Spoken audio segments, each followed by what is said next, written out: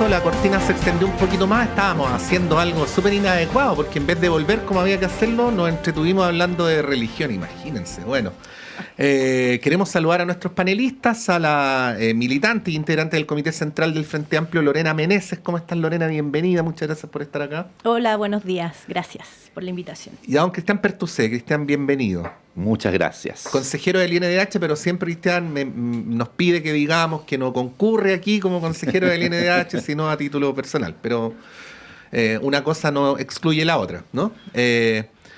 Bueno, el nuevo Papa, pues ya que estábamos en esa, demos una pequeña repasada por ahí, pensándolo en el sentido que, bueno, corresponde a un medio de una universidad laica como esta, que aprovecho de prevenir, laico no quiere decir anticlerical, ¿no? Son dos palabras distintas, pero es un hecho político insoslayable, ¿no? ¿Cómo lo ves, Lorena? Mira, yo soy parte un poco como de la cultura bien católica, digamos, en términos de lo que significa el Papa como la cabeza de la Iglesia, lo que significa la muerte de un Papa, el proceso del cónclave, o sea, como todo este rito que se arma alrededor. Y a mí dentro de todas las cosas que he podido leer del nuevo Papa, me llama harto la atención el nombre que elige. Uh-huh. Y que tiene que ver también con el Papa León XIII, en el fondo, que los que tenemos más de 50, como que crecimos con la Rerum Novarum, con la encíclica en donde la Iglesia se hace cargo un poco como de las reivindicaciones de los trabajadores y todo lo que significó la crisis de la industria, de la revolución industrial a principios del siglo XX, y por tanto creo que ahí hay un nexo, un guiño a lo que pueda ser el futuro de lo que vaya a ser este nuevo Papa, y que tiene que ver un poco con la revolución que estamos viviendo hoy día desde el punto de vista más tecnológico, la inteligencia artificial, dónde va a quedar el ser humano en este proceso en el que estamos viviendo, y sobre todo, volviendo un poco a esto de esta generación sobre los 50, que nacimos en una época absolutamente análoga. Yo el primer teléfono lo tuve a los 15 años, digamos, el teléfono con disco, y sin embargo hoy día tengo en el celular un mini computador, digamos, una cuestión que ha sido rapidísima, esta revolución de la tecnología. Cuando tú eras niña no había internet, no, Lorena. O sea, yo salí de la universidad. ¿Y qué hacías? ¿Cómo te entretenías? No, pues Icarito, ¿Cómo pudiste sobrevivir? Condorito, bicicleta, esas cosas, digamos. Te lo digo en broma, pero eso me preguntó mi hijo una vez. Papá, tú eres chico, no había internet. ¿Y cómo te entretenías? pero en el fondo estamos viviendo una revolución hace un rato, digamos, y hoy día yo creo que con la inteligencia artificial, el ChatGPT y todas estas cosas, es como ya. Es como, yo lo empecé lo aprendí, lo abrí el ChatGPT hace un mes. Sí. Y me sorprende lo que hace esa herramienta, y me asusta también, porque en el fondo tiene que ver un poco como cuando usábamos la calculadora y nos decían, no, se te va a olvidar sumar. A mí me da la impresión de que puede un poco como, si es mal manejado, digamos, cómo se enfrenta el ser humano a una herramienta que entre comillas, piensa mejor que uno, se supone. ¿Y tú piensas que los liderazgos religiosos y o espirituales podrían jugar un rol ahí, no? Sí, tienen que jugar un rol, porque efectivamente es cómo se va a parar entonces la Iglesia frente a esta nueva revolución, cómo se van a parar los líderes también religiosos, y no solamente religiosos de la Iglesia católica, digamos. Yo creo que tiene que ver, o sea, finalmente las iglesias son un fuerte poder político en el mundo. Y además cruzado también con la situación que se está viviendo en términos de la paz mundial o la no paz mundial, digamos, de cuál va a ser la posición también del líder de la Iglesia respecto de los conflictos que están hoy día. Tenemos la Franja de Gaza, es norteamericano, pero con un gran crítica hacia las políticas que ha tenido Donald Trump respecto a inmigración. Entonces, en el fondo es un papa que me da la impresión está posicionado dentro de los temas contingentes internacionales, y hay que ir viendo cómo se va desarrollando eso, qué tanto va a pesar el partido de la curia, como dicen. Oye, sin querer desordenar el tema, pero a propósito de los chistes me acordé de otro, ¿no? Una vez mi hijo me dijo, estoy con sueño, ¿por qué no? Estuve jugando un campeonato de fútbol hasta las 3 de la mañana. Sí. Entonces uno se acordaba cuando jugaba pichangas todo el día, que incluso ni siquiera ahora puede decir de verdad, ¿no? Porque los campeonatos de fútbol en el FIFA y esos juegos también en la subjetividad en las nuevas generaciones son de verdad, pero bueno, esa, alguna de las diferencias que nos ha tocado en esta generación con nuestros hijos. Pero bueno, volvamos al tema del Papa, Cristian. A mí, mira, en realidad yo creo que me impresiona, en primer lugar, cómo la religión y la religión católica, el nombramiento del Papa de alguna manera convoca, congrega o atrae de alguna manera a la opinión pública. O sea, tuvimos un mundo, el país y el mundo en general, muy atento a esto. Una institución, como decía la anterior panelista que entrevistaste, o la entrevistada, la decana de la Facultad de Ciencias Religiosas de la Universidad Católica de Temuco, como una institución además ha traspasado 2000 años, tiene más de 2000 años de historia. Y eso es más allá de la creencia, ¿no? Como de alguna manera esto genera una atracción o una mirada del mundo entero, y eso a mí me impresiona. De alguna manera es una institución, seamos o no creyentes, ¿cierto? Una institución de carácter mundial. Y los roles va a depender mucho, o sea, yo recuerdo de alguna manera, muchos crecimos con el Papa Juan Pablo II, ¿cierto? Cómo tuvo un rol en el orden mundial, digámoslo, súper relevante. Y bueno, hay que esperar. Yo creo que el Papa Francisco también fue generando ciertos cambios en la Iglesia Católica relevante. Y estaba, al inicio, digamos, cuando estaba bien, estaba sano, tuvo algún rol político también, no político, sí político, pero en el orden mundial. Y creo que, bueno, va a depender mucho cómo son las características de este Papa y qué temas va tomando. Porque sí, hoy día el tema de las tecnologías son importantes, pero yo creo que tiene que ver con el tema de los conflictos, con el tema de alguna manera la pérdida de repente de la multilateralidad, el tema de teníamos un mundo un poquitito más unido, hoy día tenemos un mundo un poquitito más polarizado, ¿cierto? Y ahí puede cumplir roles importantes, pero va a depender mucho, claro, de la personalidad que tenga. Yo me acuerdo que el Papa Juan Pablo II se veía como tímido, hablaban que era como muy el primer Papa polaco. Dicen lo mismo, entonces uno no sabe, y bueno, tenemos que empezar a ver cómo va y qué decisiones o qué acciones va tomando en el momento a momento, pero que es un personaje importante, lo creo, siempre los papas lo han sido y tienen un rol que cumplen en el mundo. Sí, hay algo que no podemos soslayar, ¿eh? Si uno ve las principales causas de violencia en el mundo actual, que incluso pueden llevar a conflagraciones bélicas o acciones violentas, terroristas, o llámenlas como quieran. Obviamente está el tema de las diferencias fronterizas no resueltas, está el tema de la disputa por riqueza, lo que algunos llaman riquezas naturales. Yo sé que si hay aquí ecologistas escuchándome dirían que no es un término adecuado, pero para darme a entender, a veces situaciones de otro tipo, ¿no? Pero dentro de ellas están las diferencias religiosas. O sea, uno podría decir, sin ser panfletario, que las diferencias religiosas matan muchos seres humanos en el mundo. Y pasa otra cuestión también, que yo se la preguntaba ahí a la decana Lorena Cristián, esto de, en medio de la disputa política entre seres humanos o entre grupos de seres humanos que en las democracias legítimamente piensan distinto, sacar a Dios al baile para ganar el partido, ¿no? Entonces, no, mira, nosotros tenemos estas ideas porque es lo que Dios piensa, y por eso le preguntaba, en el contexto de la aparición de los nuevos autoritarismos, cómo a veces se invoca a Dios como para decir Dios quisiera esto, y claro, por lo general son invocaciones que aluden a un Dios mucho más autoritario, sectario, intolerante, que el que preferirían algunos que, siendo creyentes, piensan en este Dios acogedor, comprensivo, en fin. La diferencia entre el Antiguo y el Nuevo Testamento, dirían algunos. Como en el Antiguo... Ahí demostró Lorena que sabe el tema. Sí, sí. No es que sepa del tema, no soy experta para nada, pero fui criada en colegio católico, digamos, así que tengo todas las taras y las bondades, ambas, de lo que significa ser criada en ese término. Pero es evidente, digamos, yo hace unos días atrás vi la película Cónclave, y la última frase con la que cierra la película, voy a hacer ¿Un ¿cómo se llama? spoiler? Un spoiler, sí. Sí. Pero dice, en 10 minutos te vas a convertir en la persona más famosa del mundo. O el chiste que dice quién es el que está al lado del Papa, digamos. O sea, es como, realmente la figura del Papa es una figura no solamente emblemática en términos como más religioso, en términos de lo que significa como esta figura de comandar la Iglesia, sino que también en su rol, e insisto, que yo sí pienso que tiene un rol político, digamos. O sea, Sí. es evidente que tanto los cardenales, los obispos, o sea, en el fondo yo siento que es casi como el partido más grande del mundo, digamos, porque tiene incidencia territorial en todas partes.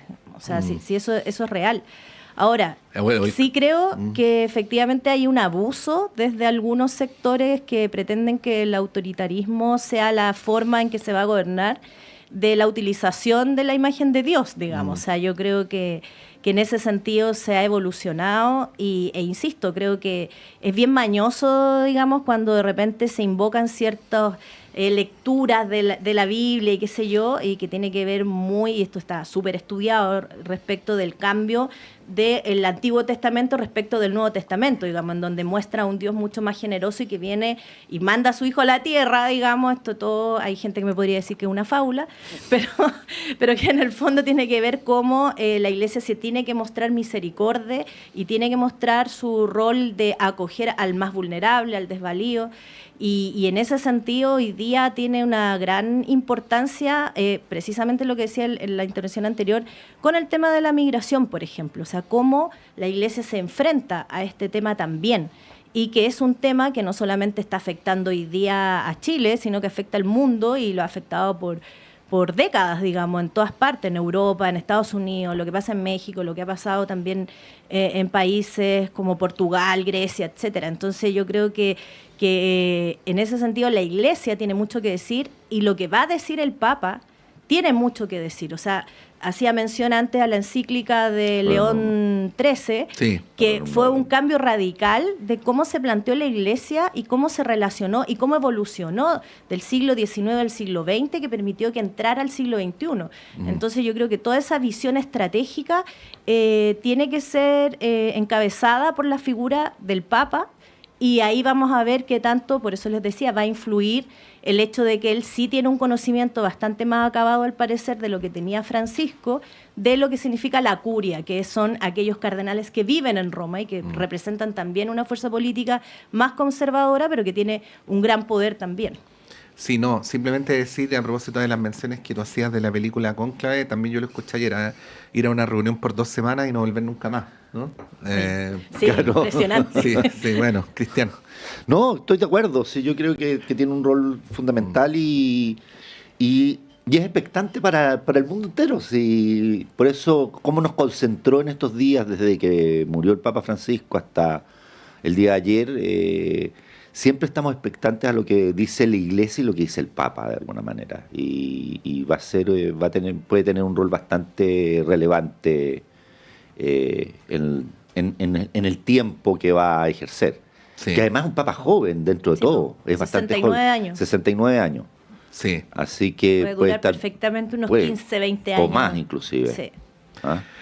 Bueno, este es un gran tema, fue la gran noticia a nivel planetario el día de ayer, y por eso le hemos dado la relevancia que tiene. Se abre un nuevo siglo de la Iglesia Católica con todas las consecuencias que esto tiene en el plano más estrictamente religioso, pastoral, pero que duda cabe que también en lo político y en lo geopolítico.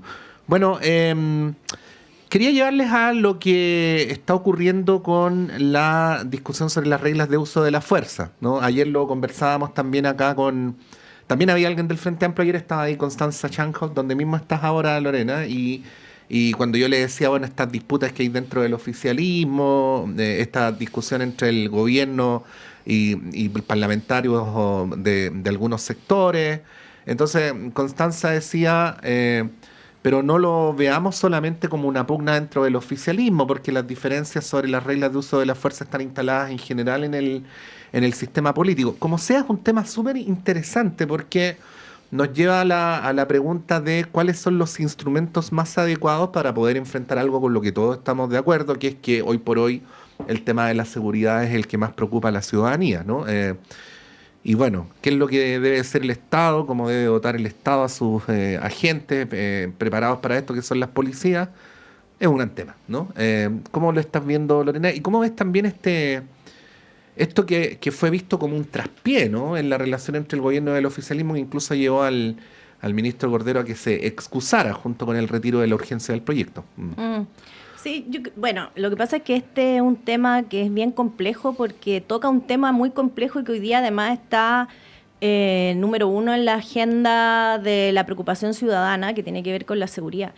Y a mí, independiente de la discusión técnica que se pueda dar en el Parlamento y con el Ejecutivo, a mí me preocupa la discusión política que se está instalando en la ciudadanía, porque he escuchado a algunos referentes, dirigentes de la ultraderecha, digamos, que hablan acerca de que estas reglas debieran ser extremadamente duras en términos de si hay un delito, que yo creo que ese es el punto más conflictivo hoy día, que tiene que ver con la proporcionalidad, digamos. Uh-huh. Si hay un delito, balazo. Si hay me van a pegar, balazo. Entonces, en el fondo, yo creo que hay que también llevar a la ciudadanía a hacer una discusión más profunda respecto de cómo nos queremos relacionar también en términos de la civilidad. Uh-huh. Porque efectivamente existen incivilidades, uh-huh, como primera línea de la delincuencia, podría decir yo. Que hoy día veía una plaza, por ejemplo, donde los vecinos se quejaban de que efectivamente había venta de droga y que en las noches era oscuro. Los vendedores ambulantes y que en el metro. Exacto, ya. Lo que pasó en la intermodal La Cisterna, que también es bien impresentable. Bueno, y así un montón de cosas hasta que tú vas derivando en la escala o en la curva de la delincuencia. Y sí, yo creo que en ese sentido la opinión ciudadana es evidente. Y a todos nos pasaría, yo creo, que si somos víctimas de un asalto, vamos a querer que como actúen las policías sea la forma más dura que se pueda, digamos. Pero yo creo que este es un análisis que tenemos que hacer de una forma más sistémica, más integral, porque es necesario también que estas reglas, que es la que se están discutiendo hoy día, no solamente otorgue atribuciones a carabineros, digamos, que me parece que es lo normal y lo que debería pasar, o a las policías, digamos, en su conjunto, sino que además debiera tener una bajada o una discusión respecto de lo que está pasando en términos de las relaciones ciudadanas también. Entonces, en esos términos, yo creo que los parlamentarios, que de repente se puede leer como que se desordenaron o algo así, también tienen la válida o la legítima posición de tener diferencias respecto de lo que es el proyecto. Yo creo que ahí, y comparto lo que decía Constanza ayer, claro, hay visiones diferentes y distintas, no solamente en los parlamentarios del oficialismo, sino que también en lo que pasa en el otro sector, en la oposición, digamos. Entonces, es un tema que yo creo que tiene harto debate todavía, porque es muy distinto haber sufrido un acto de delincuencia, que en el fondo yo creo que cualquier ser humano piensa, mira, en realidad que se seque en la cárcel, que las policías actúen, pero también yo creo que hay que tener una mirada que nos permita una mejor civilidad, diría yo. O sea, yo no quiero que se deje de hablar del tema de los derechos humanos en este tema también, digamos. O sea, yo creo que es importante, pero creo también que hay harto anuncio panfletario, y entonces en el fondo creo que la discusión está bastante enturbiada, si uno lo quisiera decir así, digamos, y hay harta noticia como no tan real en términos de lo que significaría esta ley. Y en eso yo creo que también hay la legítima posición de parlamentarios del Frente Amplio que no estén tan de acuerdo con hacer el proyecto tal como venía, digamos, o con las modificaciones que plantearon en el Senado. Sí, a ver, voy a decir me di hartas vueltas, lo sé. Sí, no, es que es precisamente eso lo que quería partir diciendo. Este no es un tema que uno pueda zanjar con eslóganes, como a veces se da la discusión política. Simplemente quiero plantear lo siguiente. Yo sé que a veces esto aparece como una diferencia entre derechas e izquierdas, ¿no? Y sí lo es. Pero creo que también hay que incorporar a la discusión, Cristian, Lorena, que este es un debate en el que hay que apelar, o se debería apelar, o recurrir a la evidencia, a la investigación científica, a los expertos. Lo digo porque nosotros entrevistamos hace un par de días al profesor Hugo Fruling, que es uno de los académicos de esta universidad que tienen más trayectoria y prestigio en esta materia, que lleva décadas investigándola antes de que se volviera el tema más importante en el país, de hecho. Y él, por ejemplo, en relación al principio de proporcionalidad, y él no es un militante político, por lo menos no tiene ninguna militancia política conocida, para que ni siquiera se corra el riesgo de que lo estoy parafraseando, lo voy a leer textual, ¿no? Dice el profesor Fruling: el principio de proporcionalidad sigue una serie de principios del derecho internacional de los derechos humanos aprobados por Naciones Unidas y también principios establecidos en la legislación comparada. El principio de proporcionalidad busca que el nivel de la fuerza utilizada para resguardar el orden o para resistir algún tipo de agresión no sea excesiva. Esto es, que responda al principio legítimo en términos de mantener el orden público, pero que no se propasen en el uso de la fuerza. Luego dice: la redacción que se busque va a tener que ser una que mantenga el principio de proporcionalidad. El principio de proporcionalidad es un principio que es inevitable. No hay forma de atenuar o de simplificar su definición sin afectar en definitiva los derechos de las personas en los cuales esto debe aplicarse. Bueno, y sigue argumentando en esa materia. Lo hace no en nombre de una opinión, posición política personal, ¿eh? Lo hace en nombre de la evidencia internacional, de la legislación comparada y así sucesivamente. Bueno, como van a ser las 9, Cristian, y no quiero dejarte con ganas de hablar, sino simplemente darte el tiempo para que maceres lo que acabo de decir. Vamos a ir un breve alto y a la vuelta te damos la palabra. Ok.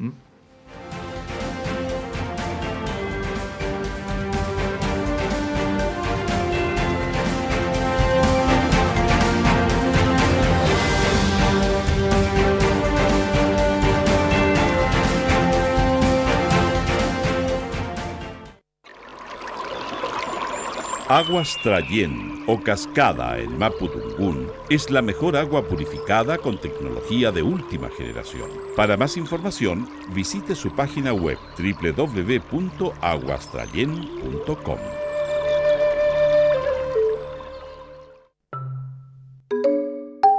Perdidos en el espacio, casi 30 años al aire. Músicas raras y más raras. Instagram, @Perdidos en el Espacio 2003. Lunes, 22 horas.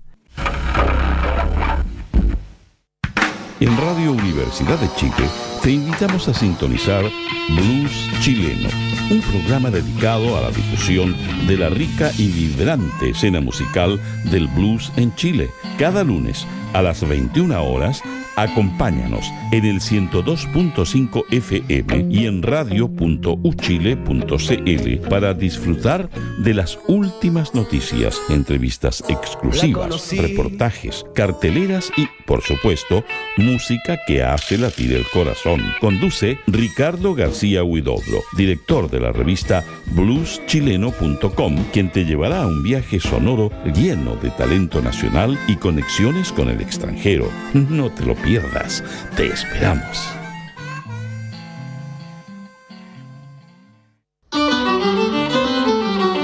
Sala Máster de Radio Universidad de Chile les invita a celebrar este jueves 15 de mayo los 35 años de camino musical y 60 de vida de la querida y talentosa intérprete chilena Carmen Prieto. Esta destacada artista nacional y sus músicos nos ofrecerán un recuento desde 1990 hasta estos días con algunos de los más significativos boleros, valses peruanos, tangos, sones cubanos, canciones de su autoría y algunas sin publicar que mostrará como anticipo de su próximo disco. Carmen Prieto en Sala Máster.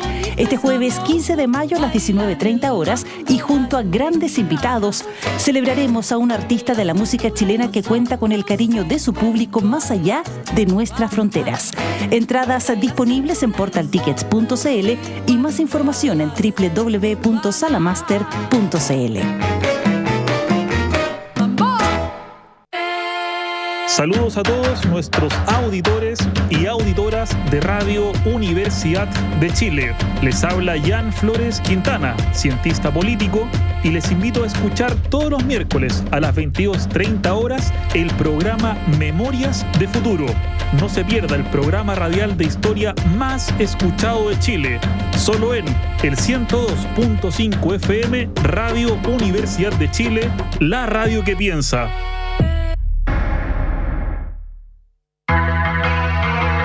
Hola a todos, yo soy Rodrigo López, periodista, y los invito a todos a Rocadictos, programa de divulgación científica de la Facultad de Ciencias Físicas y Matemáticas de la Universidad de Chile. Todos los miércoles a las 4 de la tarde por la 102.5 hablamos de ciencia, tecnología y cultura pop, junto a personas del mundo de la ciencia. Recuerda, todos los miércoles por la 102.5 FM Rocadictos.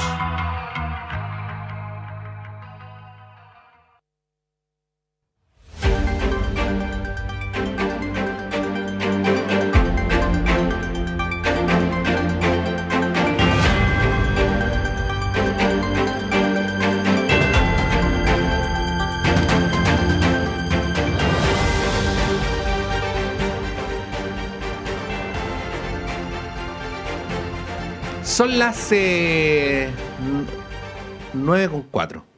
Estamos con Lorena Meneses, con Cristian Pertusé. Antes de volver al tema y a la pregunta que había dejado expuesta, Cristian, y que te dejé ahí con las ganas, pero igual te di ventaja, te di 3 minutos para pensarlo. Claro. No, a los que les gustan las efemérides, hoy día se cumple un aniversario más, el aniversario número 41. 31. Sí, 31. Desde que llegó al gobierno Nelson Mandela. El primer presidente, no se dice afrodescendiente, ¿no? de la historia de Sudáfrica luego de este largo periodo del apartheid. Y para quienes gustan de la literatura también, hoy es el natalicio de José Ortega y Gasset, el autor de La Rebelión de las Masas, que es un libro muy interesante y que lo menciono nomás porque lo tengo en mi veladora y lo estoy ¿yo puedo decir algo? releyendo. Hoy día mi tercera hija cumple 18 años. Pero esa es la efeméride. ¿Cómo se llama tu hija? Josefina. Josefina, ya. Un abrazo a Josefina en su cumpleaños. Gracias. No podía no decirlo. No, muy bien. Y yo hablando de Ortega y Gasset, y está de cumpleaños Josefina, imagínate. Ya, Cristian. Oye, bueno, es un importante tema el tema de, en primer lugar, llevar una ley, ¿cierto?, el uso de la fuerza. Porque hoy día ha estado dentro de todo en algunas normativas y sobre todo también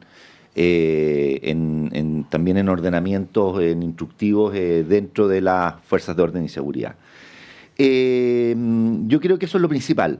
Ahora, lo segundo, más allá de todo el debate y todo lo que ocurrió entre, podríamos decir, el gobierno y los congresistas oficialistas, los diputados, la ley igual se va a votar el lunes. Sí. ¿Ya? Y eso tenemos que tenerlo claro. Ahí vamos a saber de alguna manera cómo sale. Y, a ver, en el tema fíjate que el principio de proporcionalidad es súper necesario, obviamente, porque también, y algunos expertos han dicho, también protege o va dándole señales a los propios miembros de las fuerzas de orden y seguridad, Carabineros y la Policía de Investigación, para que lo tengamos, para cómo reaccionar frente a las cuestiones. Pero esto también tiene que ver mucho más allá del principio en una ley, porque uno puede poner muchos principios en leyes, ¿cierto?, de respeto y ciertas cosas, es cómo preparamos, ¿cierto?, a las fuerzas de Carabineros y la Policía de Investigaciones para enfrentar los diferentes sucesos que va teniendo. Y aquí, más que el principio en sí, es cómo lo preparamos.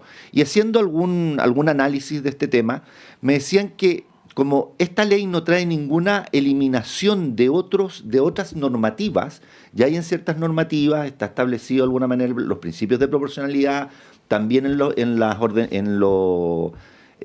ordenamientos o los instructivos que ha dado Carabineros y Policía de Investigaciones, eso no se rompe. Entonces, aquí, más allá del principio, que puede ser muy importante y que yo creo que es importante, y voy a seguir, como lo dice Hugo Fruling, que es un tema que de alguna manera el derecho internacional plantea y se debe plantear en términos generales. Siempre tiene que haber un uso proporcional, racional. esto tiene que ver mucho con la preparación que hacemos a nuestras fuerzas. Y yo creo que ahí está lo principal, y que lo entiendan, y yo creo que lo han ido entendiendo, ¿cierto? De alguna manera, el mando superior de Carabineros y de la Policía. Pero ¿de qué manera concreta, Cristian? Porque yo varias veces, incluso como periodista, claro, me he sentido, ¿cómo decirlo? Porque hablaría muy mal de mí decir que me he sentido inhibido, ¿no? Pero se instala una cosa de que yo creo que entre el 2022 y el 2024 yo creo que ocurrió un poco eso, especialmente en ciertos momentos cuando se asesinaban carabineros y todo, que era o estás con carabineros o estás contra ellos, ¿no? Y eso clausura cualquier discusión razonable sobre que uno puede avanzar en fortalecer las herramientas de carabineros para el combate de la delincuencia y el crimen organizado, y al mismo tiempo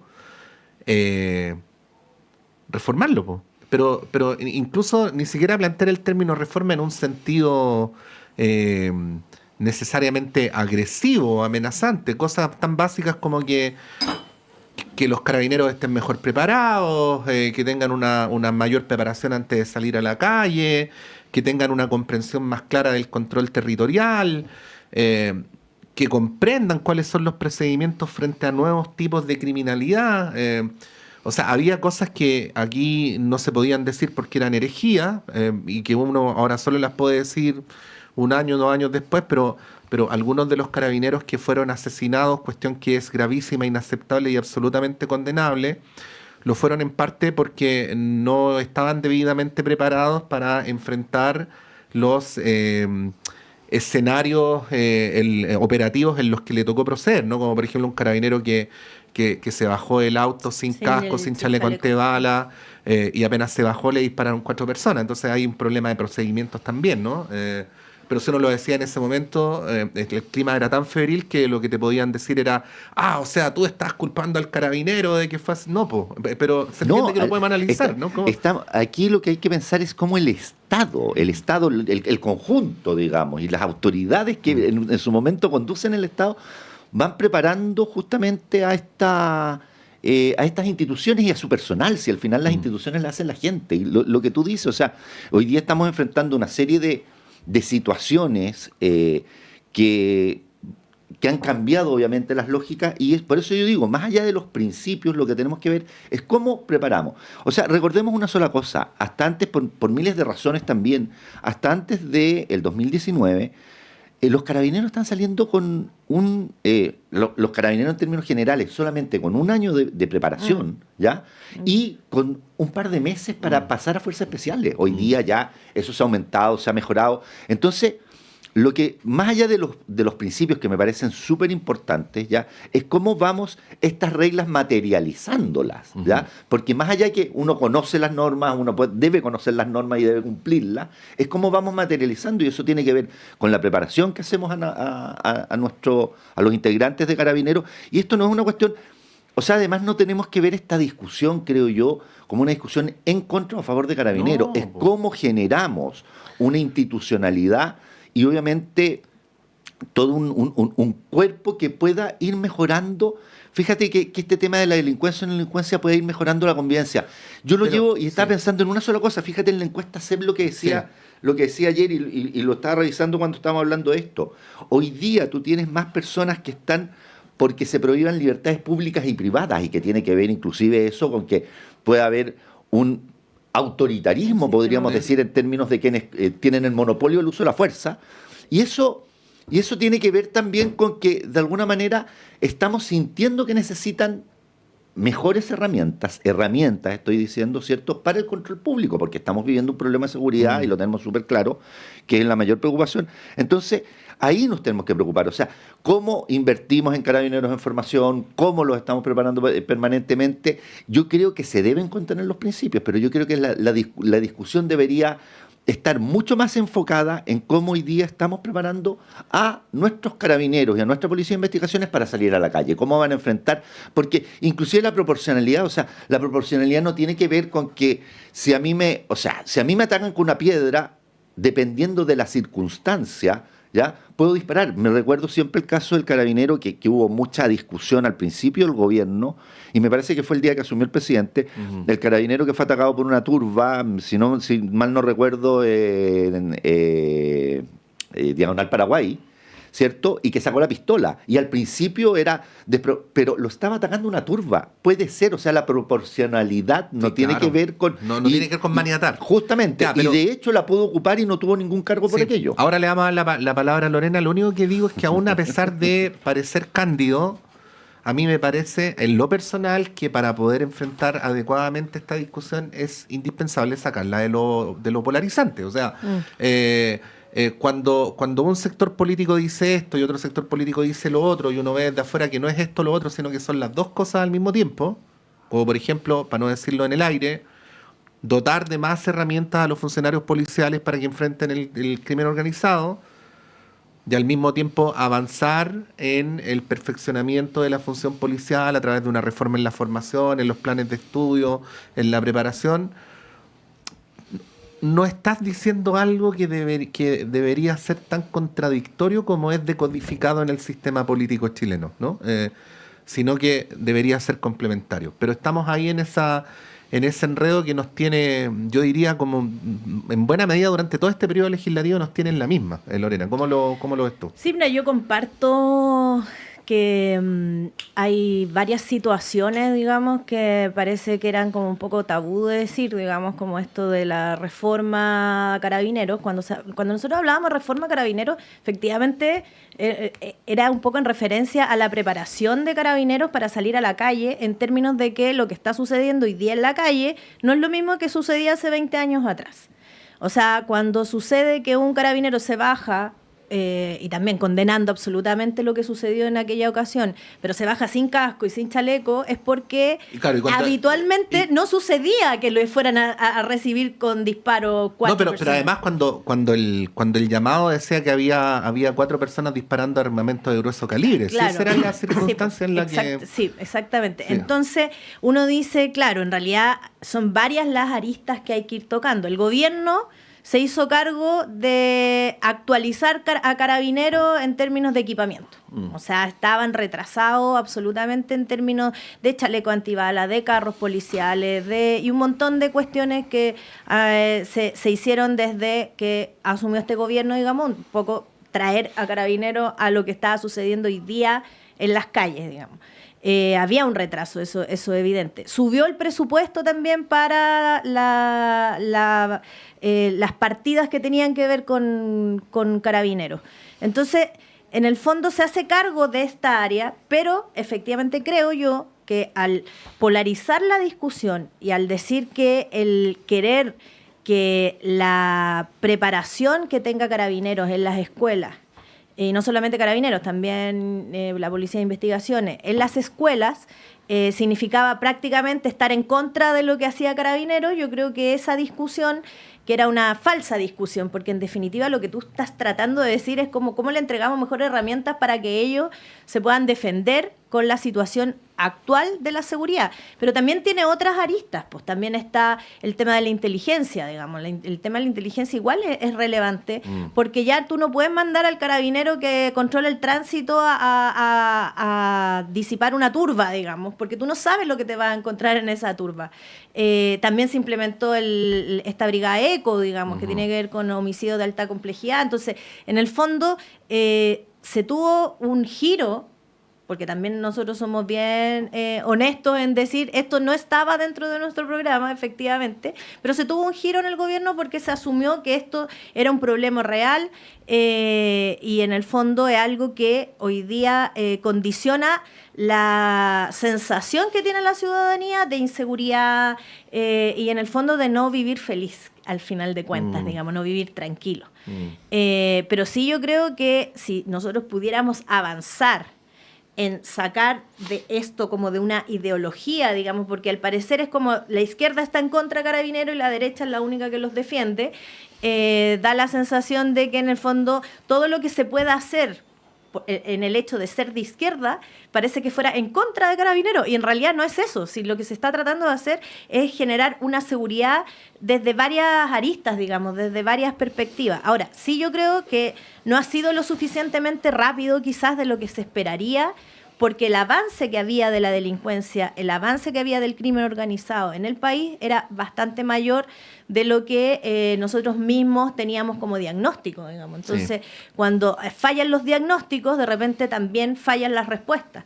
Se ha tratado en el fondo de ir asumiendo este nuevo diagnóstico, pero evidentemente yo creo que falta un diagnóstico común. Y eso sí yo creo que es relevante, porque lo que tenemos en común es que hay inseguridad, que a la gente le hacen portonazos, que hay crimen organizado en las calles, pero al parecer no hay un diagnóstico común de cómo enfrentar aquella situación y de cómo se puede fortalecer a las policías, no solamente, y en eso comparto con Cristian, que en el fondo no es solamente entregarle más herramientas, sino también tiene que ver con la formación, y eso nosotros lo venimos diciendo desde hace rato, digamos, pero siempre hemos encontrado como el contraargumento de que en el fondo estuviéramos en contra de lo que puedan hacer las policías en las calles. Sí, la paradoja de esa percepción que tú describes, o una de las paradojas, Lorena, es que el propio ex general director Yáñez señaló que este gobierno era el que más había trabajado en reforzar las herramientas de Carabineros. Él hablaba de las herramientas logísticas más bien, de vehículos, dispositivos, en fin. Quería llevarlos porque dialoga, diría, casi directamente al tema de la acusación constitucional contra el delegado presidencial metropolitano Durán. Ayer se plantearon aquí dos posiciones distintas que me parecieron súper interesantes como controversia, así es que las traeré a esta mesa en los mismos términos y ahí ustedes verán lo que hacen, ¿ya? Decía Constanza Schanhaut del Frente Amplio, ¿cómo podría el delegado Durán haber evitado que ocurriera algo como lo que ocurrió en el Estadio Monumental, ¿no? Y por lo tanto, en nombre de aquello, señalaba su discrepancia con la acusación. Y acto seguido decía Cecilia Valdés, demócrata cristiana, yo no digo que el delegado haya podido hacer algo, por lo tanto yo no lo estoy acusando de negligente. Lo que estoy diciendo es que el hecho es lo suficientemente grave para que alguien asuma la responsabilidad política, y por razones de responsabilidad política más que por negligencia o mal ejercicio del cargo, entonces el delegado Durán debería renunciar, ¿ya? Son dos miradas sobre el tema, y en paralelo planteo la otra dimensión, que es muy interesante como tema de análisis político, de cómo aquí se instala una controversia, Cristiana y Lorena, al interior de las derechas, en las que, estando en general los parlamentarios del sector de acuerdo con la acusación, los alcaldes o algunos de los alcaldes más conocidos, influyentes, relevantes, no sé cómo llamarlos, de la región, que son de las derechas, están en contra, ¿no? O sea, ya han explicitado su oposición el alcalde de Bordes de Santiago, el alcalde Reyes de la Florida, el alcalde Samerino de Vitacura, y otros más. Son por lo menos 5 o 6 los que han expresado, siendo de las derechas, su discrepancia con la acusación constitucional. Bueno, ¿cómo lo ves, Cristian? Ya, yo voy a decir una cosita antes. Yo creo que el gran problema que hubo en algún minuto con Carabineros es que no era que se reformara Carabineros, sino que se refundara Carabineros. Y eso lo plantearon desde el Frente Amplio, principalmente el Partido Comunista. Hubo todo un discurso en eso, una lógica en algún minuto del perro matapacos, de la CAP, ¿ya? Entonces cambió el eje. Yo estoy súper de acuerdo en eso y me parece muy bien, digamos, pero hubo una lógica muy de ataque a Carabineros. Respecto a la acusación constitucional, a ver, yo estaría, hay responsabilidades políticas, y además hay una responsabilidad política que tenemos que entender, porque nosotros siempre hemos mantenido, quienes creemos en la democracia, que las fuerzas de orden y seguridad están supeditadas, ¿cierto?, al poder político, ¿ya? Y deben de alguna manera coordinarse. Aquí tenemos problemas, y yo lo voy a decir súper claro, aquí tenemos problemas y no sé si son de inteligencia, pero de cómo enfrentamos. O sea, ya sabíamos y se sabía de alguna manera, y lo hemos estado viviendo, ya estos llamados que vienen a las famosas avalanchas, que son llamados al desorden público, en definitiva, ¿cierto? A la vulneración, además de la convivencia lógica que se puede tener en un estadio, que se debe tener en un estadio, que se puede tener, no sé, en cualquier tipo de cuestiones. Entonces, cuando nosotros tenemos, por ejemplo, un llamado, y lo sabemos, o sea, las redes sociales las manejamos y las autoridades tienen esta información, bueno, ¿cómo actuamos? ¿Cómo nos vamos a coordinar justamente desde inclusive la lógica del mando del poder político sobre, ¿cierto?, quienes detentan el monopolio de la fuerza? ¿Cómo coordinamos esto? O sea, hay una responsabilidad política, a lo mejor no operativa, pero recordemos además que los delegados presidenciales, para efectos de, por ejemplo, marchas o llamados, le piden a Carabineros, ¿cierto?, la forma o el plan de cómo van a accionar en esto, ¿ya? Entonces, yo particularmente creo que a mí no me gustan tanto las acusaciones constitucionales, pero creo que esto está pasando ciertos límites, y yo lo digo con pena. A mí me gusta ir al estadio, a mí me gusta, pero hoy día estamos viendo con pena, y a mi niño chico le encanta, y no puedo llevarlo a todos, desgraciadamente, pero cómo hoy día enfrentamos esto que está siendo un problema que ha convertido el deporte, ¿cierto?, o la actividad, la entretención, en un espacio de violencia y de temor. ¿Ah? Como yo voy a contar, a mí me cortaron el tráfico, la circulación, porque a unos bandidos, y lo voy a decir así, de Colo-Colo se le ocurrió cortar una autopista, ¿ya?, el día del centenario. O sea, ese tipo de cuestiones tenemos que enfrentarlas de alguna manera, y desde las autoridades, uno de los roles que tienen las autoridades políticas es cómo enfrentamos esto en coordinación, obviamente, o indicándole a las fuerzas de orden y seguridad cómo hacerlo. Sí, el tema de la responsabilidad política, bueno, cosa previa, no se puede estar de acuerdo o en desacuerdo con el tema de la responsabilidad política. Yo creo que en general el tema de la responsabilidad política está bien, y en Chile está bastante diluida, ¿no?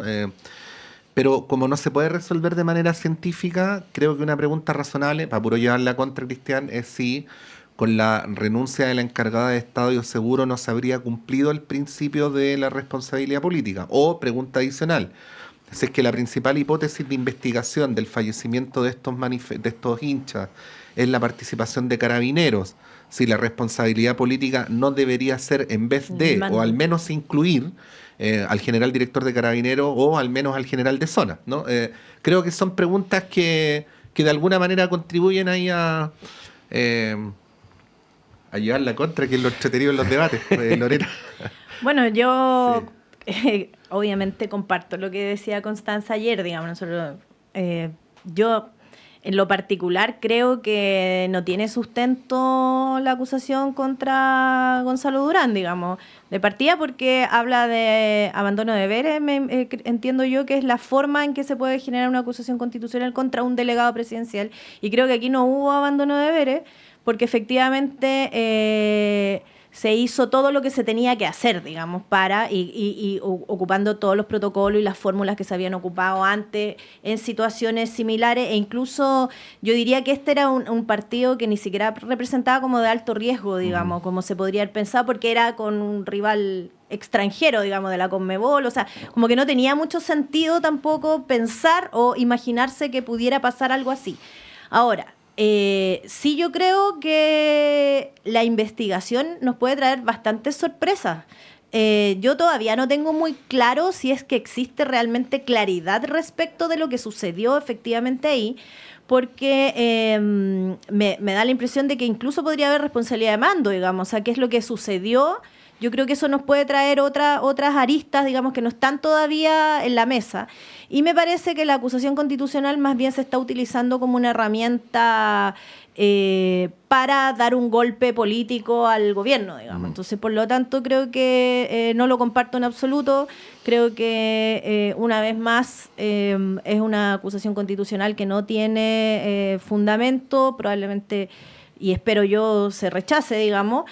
Pero independiente de eso, yo creo que es efectivo que el problema que está sucediendo en el fútbol es un problema que es mucho más profundo. Esto ya se ha conversado, se ha hablado de una ley de fútbol en algún minuto que quedó como ahí, de lo que sucede también con estas corporaciones que manejan esto, y yéndonos como al caso puntual, ¿qué es lo que sucedió efectivamente en ese momento? Yo creo que la investigación nos puede traer bastante otra mirada, digamos. Entonces creo que además se apura a la derecha en presentar una acusación y mi impresión es de que si hay alcaldes que están en contra y que son de derecha y que además no son cualquier alcalde, son alcaldes que además están en el comando presidencial de la candidata Matei, es porque ellos tienen una buena evaluación de lo que ha hecho el delegado en términos de seguridad, que es su rol principal, dentro de la región metropolitana. Entonces, yo matizaría un poco como que esto sea tan así, como que me da la sensación de que una vez más, una situación muy dolorosa, porque es la muerte de 2 jóvenes, se está llevando a un razonamiento ideológico y a un razonamiento más bien polarizante.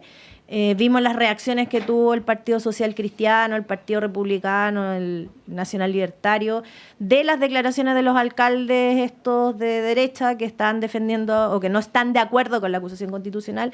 Por lo tanto, nuevamente yo diría que es más bien una polarización de un tema, politizarlo en términos como, entendiendo yo que deben haber responsabilidades políticas siempre, pero mi sensación es de que resuelto el tema del Estadio Seguro, que además es un programa que fracasó y que se terminó precisamente producto de esto que sucedió, ya estaba evaluado en su mérito, digamos. Sí, pues bueno, la situación quedó bastante favorable a las derechas en el Parlamento porque el sorteo dio 3 diputados de Chile Vamos, un republicano y otro del Frente Amplio que es Rosas, ¿no? Y entonces 4-1, ¿no? Pero el informe que pasa de la comisión a la Cámara claro, no es vinculante. No, simplemente lo decía como para hacer el contraste también con que a los nombres que yo mencionaba, pues se me habían olvidado un par que eran Merino de Vitacura, Reyes de la Florida y Desbordes de Santiago. Se agregan otros como Sichel de Ñuñoa y Alessandria de Lo Barnechea. Entonces son varios, son casi todos los más relevantes, Cristian. No sé si hay algo más que agregar o... Mira, sí. yo 2 cositas. Yo lo dije, pero lo quiero dejar. Yo creo que se han mal usado el instrumento de las acusaciones constitucionales, se ha extremado, se viene extremando de hace mucho tiempo. No es un problema de esta oposición. Anteriormente, el presidente Piñera tuvo 3 o 2 acusaciones constitucionales, ya no recuerdo si fueron 2 o 3, pero se ha extremado respecto de muchas oposiciones y de un tiempo a esta parte. Yo creo que ahí hay una lógica también de baja responsabilidad. Pero hay que separar una cosa. Una es la responsabilidad política, otra es la responsabilidad del mando. La responsabilidad política, no sé, porque aquí, volvamos a una cuestión, el llamado a la avalancha, el llamado al desorden se sabía, se conocía. Y yo creo que estamos, muchas veces, no sé, desde la política estamos... No sé si haciendo oídos sordos, pero como que no queremos que suceda o no queremos creerlo. Y yo creo que la política, sí, lo que decía ahí, comparto con Lorena. ¿Cómo enfrentamos, cómo hacemos una buena ley? ¿Cómo empezamos a enfrentar? Por ejemplo, yo lo voy a decir, por ejemplo, nosotros no tenemos una ley para el derecho a reunión, ¿ya? No tenemos ley para el derecho a reunión. Y está detenida ya hace 4 años. Entonces, ¿por qué no tenemos una? Porque, por ejemplo, es legítimo que alguien llame una avalancha para entrar a un espectáculo privado, ¿ya? Y que genere un desorden en las calles. No tenemos esa ley, entonces estamos de alguna manera ya haciendo oídos sordos y eso es súper complejo, ¿ya? Sí, yo creo, desde la política. Bueno, estamos llegando al final del panel, no al final del noticiario, ni menos aún al final de la programación de la radio. Yo siempre digo... Había un presidente que decía que su gabinete trabajaba 24/7.